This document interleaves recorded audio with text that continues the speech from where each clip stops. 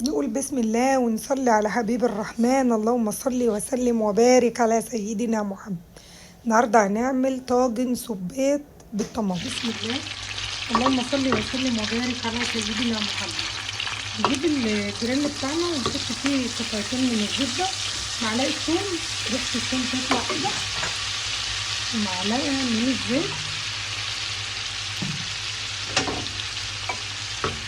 تشويحه خفيفه خالص يا دوبك بس ريحه الثوم تطلع كده جميله. ننزل ببصله واحده مفرومه ناعم بالشكل ده، نديلها تشويحه علشان ننزل عليها بالتمام. شوحت البصله كده، نقول بسم الله وننزل عليها بالكاليماري بتاعنا اللي نحطها في ده، نديلهم تقليبه كده مع بعض، ونديلهم توابل برضو، رشه من الكمون والكزبره والفلفل ورشه كاري كمان. لا تبقى بصلصه حمرا، فعادي لو حطينا بقى فيها اي توابل احنا عايزينها مش مشكله.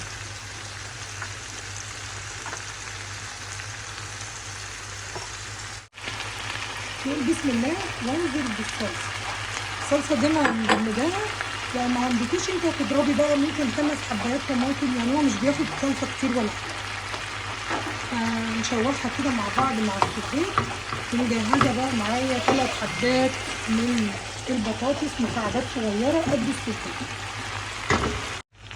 ثبتت الطماطم بتاعتنا، عايزه انزل عليها بمعلقه فلفل حار اللي قلنا عليه اللي احنا عاملينه في الفريزر، الكندي الوفير عندنا في البيت. وننزل بالبطاطس بقى، نديهم تقليبه كده مع بعض عشان ايه، نجمع الطاجن وندخله الفرن بس ياخد ايه وش كده في الفرن. كده ما شاء الله خلصناه ولمينا الاكله بتاعتنا على بعض. نبتدي بقى نوزعها في البراميل اللي هندخلها الفرن، هو هيكمل بقى تسويته في الفرن. بسم الله ما شاء الله، اللهم بارك.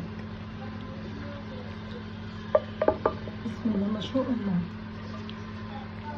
هنزود ميه طبعا علشان الوصفه بتاعتنا تستوي كويس، وهنغطي عليه عشان نضمن ان البطاطس تكون مستويه كويس. ومعانا بقى ايه، جزر قشر كده على الوش، فلفل عادي وفلفل حار بالشكل ده كده، ونعصر ليمون عادي بقى مش مشكله في الوصفه ديت. بسم الله.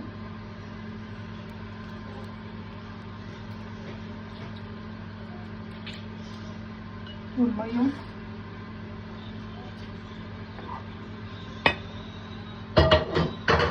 معلقه خل هنا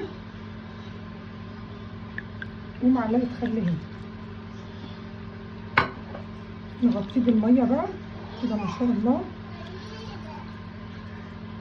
بالشكل ده، وندخله الفرن. هنغطيه بالفويل كمان كده ما شاء الله، غطيته. ندخله الفرن برضو على اعلى درجه حراره.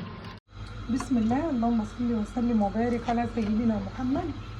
هنعمل الرز بتاعنا، عايزينه رز ابيض، انا شايفه ان هو هيليق على الاكله بتاعتنا ديت احسن من الرز الصغير.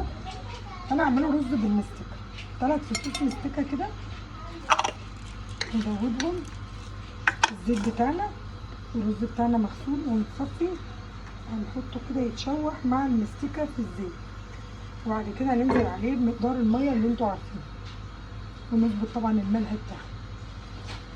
المستكه بتاعتنا دابت بالشكل ده كده، انزل بقى عليها بالرز المغسول.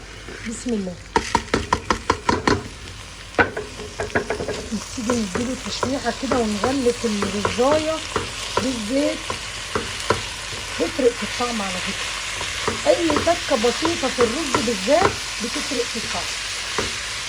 بسم الله ما شاء الله تبارك الرحمن. اللهم صل وسلم وبارك على سيدنا محمد. ما شاء الله اتشوح بالشكل ده. ظبطت الملح بتاعي، كوبايه عليها معلقه ملح صغيره، وانزل بقى بالميه. بسم الله.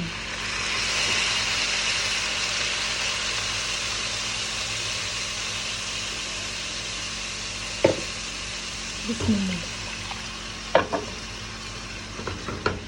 كوبايه عليها كوبايه ميه، وما يغلي بقى ننزله على عين هاديه شويه كده. بسم الله ما شاء الله. الرز بتاعنا استوى، نديله بس نص معلقه سمنه بلدي، بيفرق في الطعم جامد يعني. ويلا نغرف الاكل بتاعنا واوريكم شكل السفره عامل ازاي. احلى سي فود في الدنيا كده. بسم الله ما شاء الله، عملنا سفره رائعه، نوعين سي فود جميل جدا جدا بالسبيط روعه. صليتوا بنا على النبي. ما شاء الله الاكل طعمه تحفه، كل حاجه طعمها خطير. جربوا ومش هتندموا باذن الله.